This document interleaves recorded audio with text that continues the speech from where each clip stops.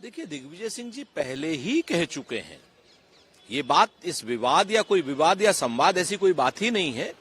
बहुत पहले कह चुके हैं कि अब दिग्विजय सिंह जी राज्यसभा नहीं लेंगे। उन्होंने स्वयं इस बात को कहा और वो अपनी बात के कितने पक्के हैं ये सब लोग जानते हैं कि जब जो 2004 में चुनाव मध्य प्रदेश में हारे थे तो उन्होंने कहा था 10 साल तक मैं कोई पद नहीं लूंगा पार्टी का भी, न कोई सरकारी। उन्होंने कोई पद नहीं दिया, ना लोकसभा गए, ना विधानसभा गए, ना राज्यसभा गए।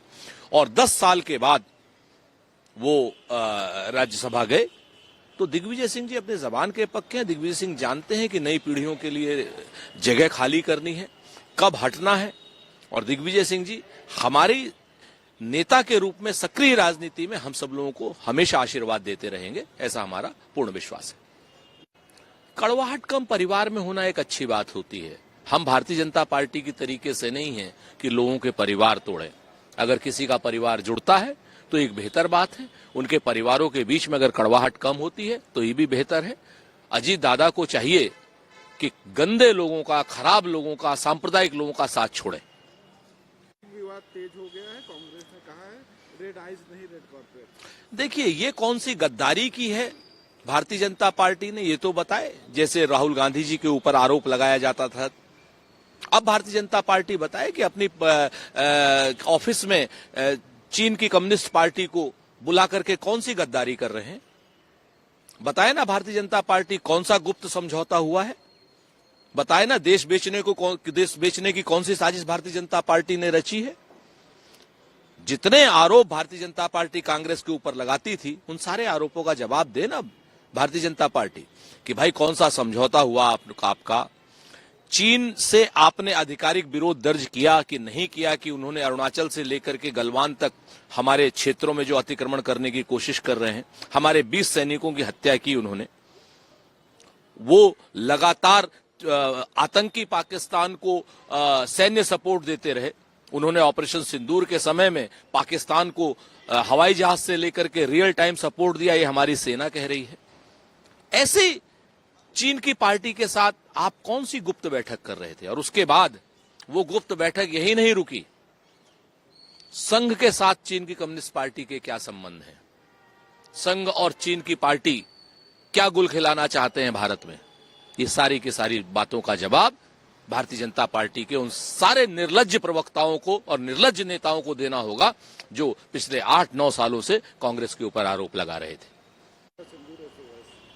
देखिए, भारतीय सेना अपने शौर्य से, अपने पराक्रम से, अपनी व्यावसायिक दक्षता से किसी भी आतंकी कैंप को और किसी भी आतंकी देश को समूल नाश करने में सक्षम है।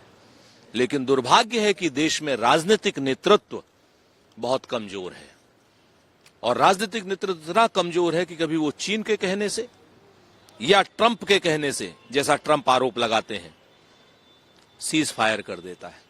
वरना पाकिस्तान के आतंकी मंसूबे अब तक ध्वस्त हो चुके होते, आतंकी कैंपों का समूल नाश हमारी सेना कर चुकी होती, पाक ऑक्यूपाइड कश्मीर को अपने में मिला चुकी होती और बलूचिस्तान को आजाद करा चुकी होती। हमें सैन्य नेतृत्व पे पूरा भरोसा है, सैन्य साहस पर पूरा भरोसा है, लेकिन नरेंद्र मोदी जी की कमजोर राजनीतिक नेतृत्व और रणनीतिक नेतृत्व पर हमारे सवाल है।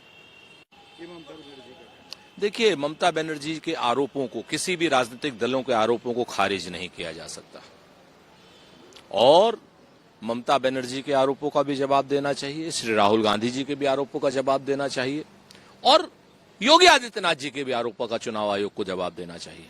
चुनाव आयोग भारतीय जनता पार्टी के साथ कौन सी गलबहियां करके अचानक से वोट काट देता है। हमारा कहना है कि वोट जुड़ने की प्रक्रिया में इतनी परेशानियां क्यों हो रही हैं, वो बताएं। वोट कटने के नाम पर कितने घुसपैठिए पकड़े हैं, ये भी बताएं। चुनाव आयोग को अपने ऊपर लगे सारे आरोपों का जवाब देना होगा और एक भी अगर वैध मतदाता कटा तो चुनाव आयोग समझ ले कि चुनाव आयोग सड़क से लेकर सुप्रीम कोर्ट तक जवाब देगा। असुविधा होनी भी नहीं चाहिए। आप दावे मत कीजिए, श्रद्धालुओं की सेवा कीजिए। ये दावे का समय नहीं है, श्रद्धालुओं की सेवा का समय है।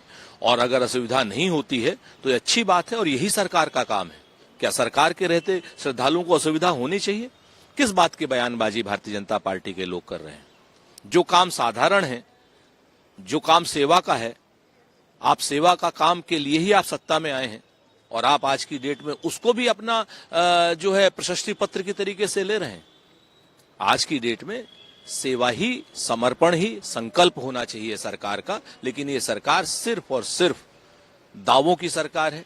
ये सरकार सिर्फ और सिर्फ अपनी पीठ थपथपाने का काम करती है। ये सरकार समाज से भी, धर्म से भी हमेशा कहीं ना कहीं अपना लाभ लेने की कोशिश करते हैं।